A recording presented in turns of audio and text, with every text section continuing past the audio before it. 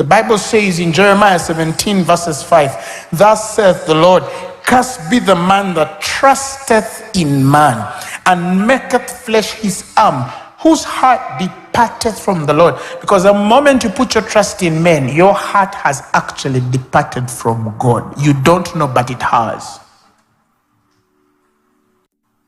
If you ever find yourself in perpetual lack, you know, some of you don't come out of problems. You're either borrowing or begging. That's the life you've lived. You're always borrowing, begging, begging. It's not a season. No. For as long as we know you. Yes, and you'll come back to church. Don't scare me. For as long as we know you, you're living in perpetual begging, lacking. If the landlord doesn't chest you out, your fuel is out. If your fuel is not out, your gas is out. If your gas is not out, the fees is out. If the fees is not out, your hair is old. Something has to come up. And then you borrow from everyone you know, and you even know you're not going to pay, but you've gone to a point where you are a perpetual borrower. You cannot not take money if it's given. You have to find your way to take it. And then some of these people later meet and talk, and they say, Manai, God, you took my money. You know there's a way it comes out. Even you? And as John says, even you, the third one is also saying, you took mine too? And somebody in the corner eating a donut also says, mine too. So you realize that you have actually borrowed from the whole world. So you're in prison, somebody's looking for you, they have to take you in, you're coming out tomorrow, then the next day another one takes you in, and then as that one takes you out, then another one who you confused in 92 also remembers and rekindles some fire, and they take you in. If you ever find yourself in that place, question when or how your heart departed from the Lord, because no man who puts their trust in God can be put to shame. I remember one day in university when I told myself I will never beg. I was lacking, but I told myself I will never beg. No borrow. There's nobody in this world whose loan I have. Not one. Not one. Because I trust in God. And he said he will never put me to shame. He said he will never put me to shame. Get to a point of sleeping hungry because you refuse to beg or borrow. That's deliverance. That's deliverance. That's the man who knows. Otherwise, you'll find yourself compromised. And your heart will go places where you shouldn't go.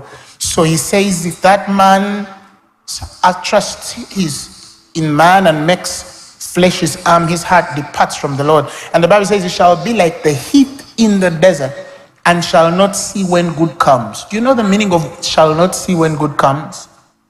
You are blinded from every spiritual opportunity available for you. God has ordained a contract to come your way. And that's the contract that should make you wealthy. But you find yourself compromising to date and sleep with a married man because you need money. And God says, when good, that opportunity comes, you'll be blinded from it. And some of you are not stuck wherever you are because help never came. When it did, you were blind. I'll give you an example. Look at this woman called Hagar.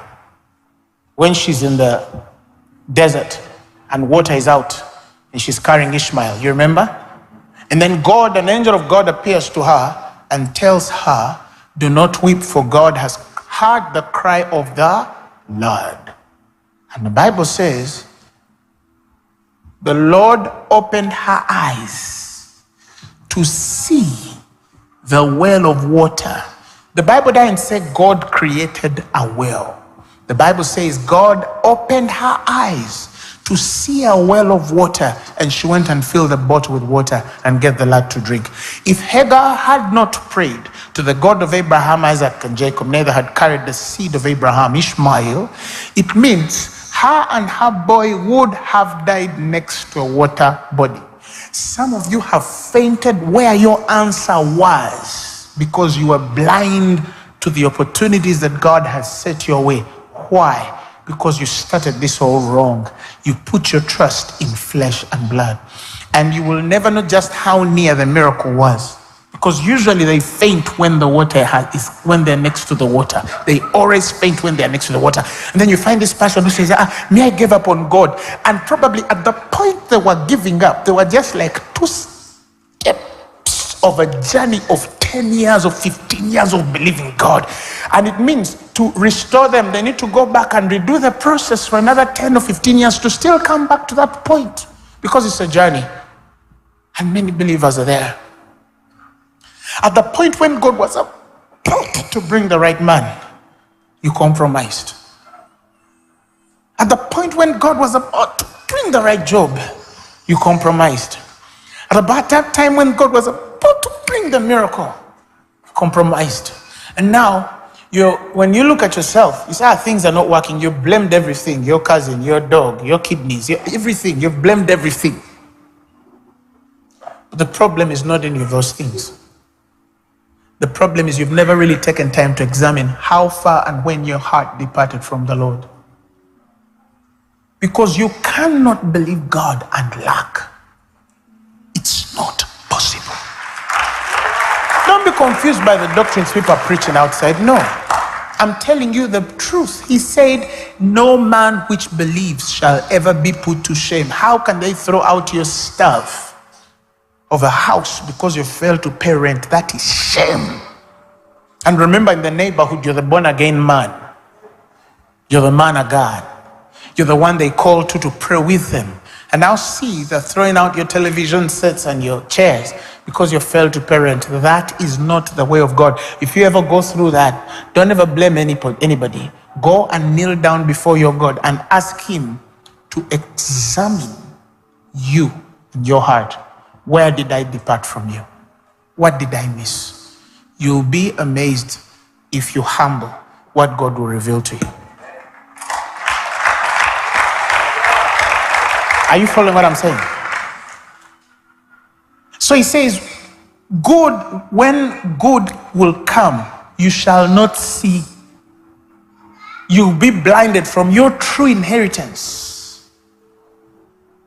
And then follow a life of confused inheritances. You'll find yourself in places that you are not ordained and you're positioned wrongly already. So the frequencies and vibrations of the world are all working against you because you are displaced spiritually. Physically, you live in a home somewhere in Nalungolongo, but spiritually, you cannot be located in the course of purpose and order, divine order. Why? Because at one particular point, you frustrated the way of God through unbelief. He continues to say, but you shall come to inhabit the parched places in the wilderness, in a salt land and not inhabited. In other words, when you put your trust in men, flesh, the arm of flesh, you'll end up in a parched place. It doesn't matter whether that year you drove a Benz, or that week you slept in a very nice expensive apartment, or you owned land in America and owned apartments in Maldives. A day comes one day where whatever was there starts to find its way, and one day you'll find yourself in the parched places in the wilderness. Oh yes, I have known people who have gone in the wilderness because God is dealing, but such people don't lack. The wildernesses in which God takes you will not cause you to lack. But I've also seen people who have gone in wildernesses because they trusted the arm of flesh. Now you broke the heart of the very guy who was feeding you and your child. But he was married. He went back to his first wife. He's not answering your calls. Yet the rent is next month or this month, or you're 3 months behind schedule. You can't pay for the electricity bill. Your child cannot go to school. Now you are in church praying. If you're that kind of person and you're listening to me, type a message after service and tell that man, I am done.